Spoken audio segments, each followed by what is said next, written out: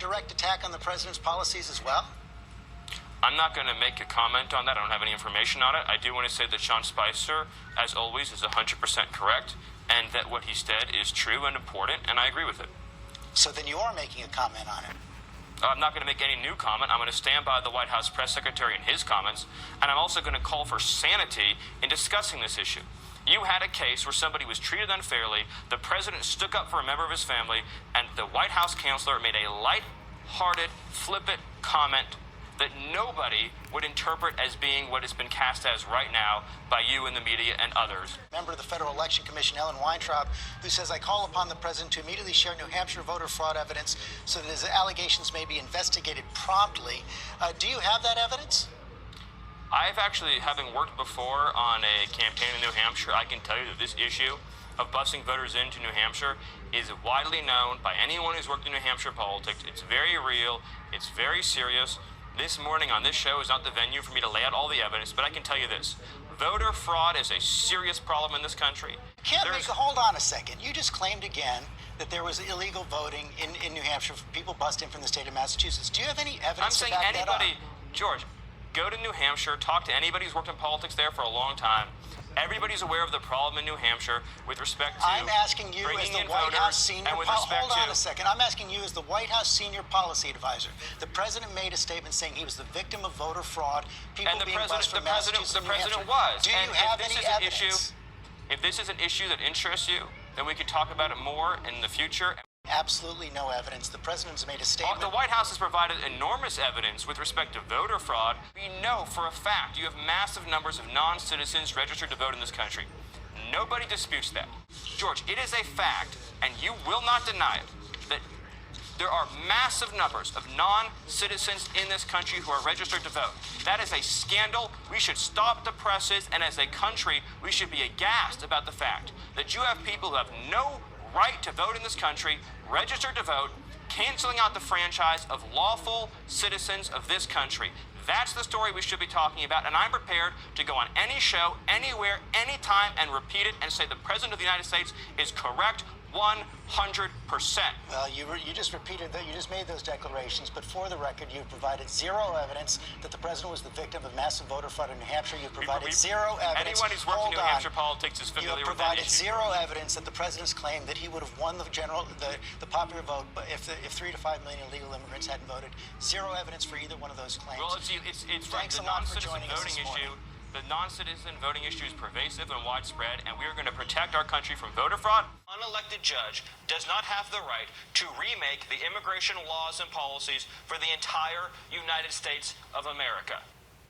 But I want to say something very clearly, and this is going to be very disappointing to the people protesting the president and the people in Congress, like Senator Schumer, who've attacked the president for his lawful and necessary action.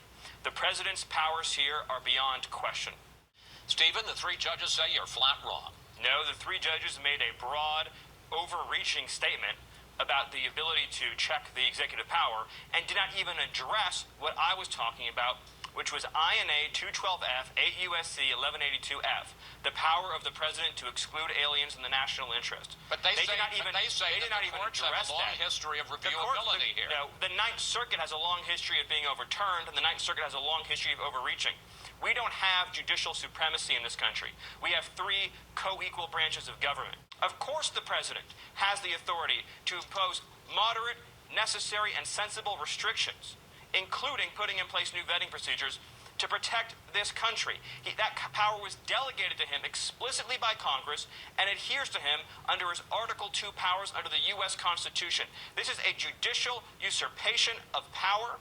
It is a violation of judges' proper role in litigating disputes. We will fight it, and we will make sure that we take actions to keep from happening in the future what's happened in the past. President Trump tweeted this. I'm going to put it on the screen.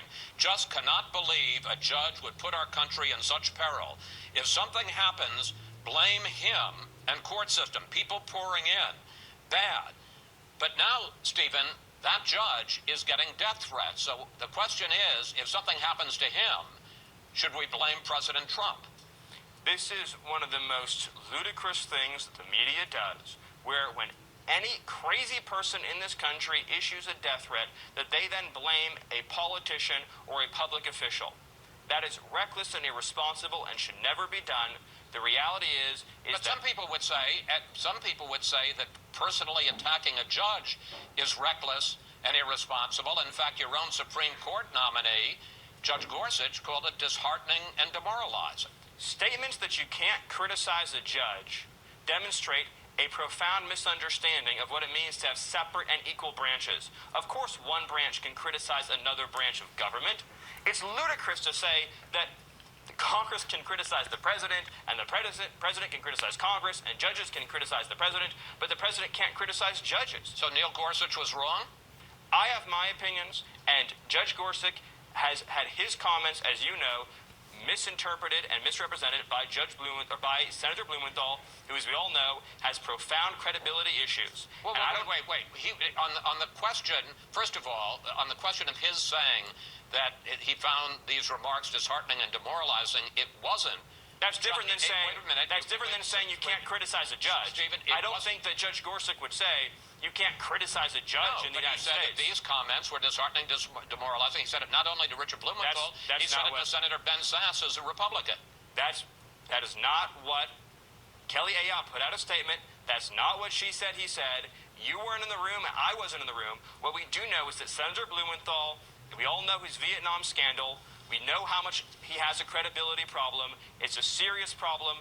That's what should be the focus of this conversation, is the degree to which that senator has a serious credibility issue. But not to get off track here, because we're going all over the place. Let's just be very clear and straightforward in saying the following. The United States of America has a terrorism problem. You and Steve Bannon were reportedly the prime movers behind the rollout of this executive order before it had been fully vetted by all the key players of the administration or congressional leaders. And, of course, now it has been blocked in several courts. Do you and Bannon take responsibility for all the problems with this rollout? First of all, people are giving way too much credit to me and Steve Bannon. Steve Bannon has no role whatsoever in drafting executive orders. Key people at departments and agencies were read into the executive order. You would agree it hasn't gone smoothly. Well, here's where you're wrong, Chris. And I hate to say this because I think you're fabulous. But we issued 3 executive orders on immigration that have profoundly improved the security posture of this country. In the end, the powers of the President of the United States will be reaffirmed, and the whole world will see. You need to insult John McCain in the process. Donald Trump will never apologize. Do you believe there's too much legal immigration in this country? I believe that we should have a program in which American workers are given jobs first. The president campaigned on this. You didn't answer the question. Do you and the president believe there's too much legal immigration? I think that I look forward to us rolling out immigration reforms, and I'll be able to announce very clearly when we do that what those do.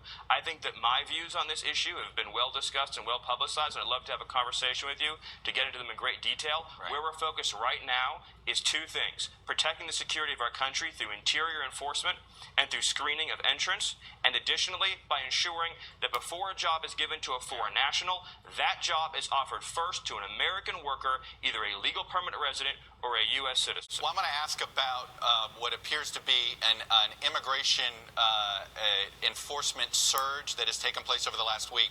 You cannot order a federal law enforcement officer in ICE any more than you can in the FBI or the DEA or the Marshal Service to ignore the laws of the United States. It would be highly unethical for me in the White House or anybody else to pick up the phone and call an ICE officer and say, well, when you encounter this particular felon, we'd like you to pretend the law doesn't exist. But I can tell you right now, there are enforcement actions happening all over this country in which gang members, drug dealers, sex offenders are being swept up. Felons. What about if the only crime they committed was being here illegally? Is that enough to be deported? Sean, an immigration judge makes those decisions. The ICE officer makes those decisions. I in the White House don't make those decisions. So you're not told them to prioritize if people don't like the immigration laws of the United States, they can reform them. Sounds to me as if you're saying you did not tell ICE workers who to prioritize.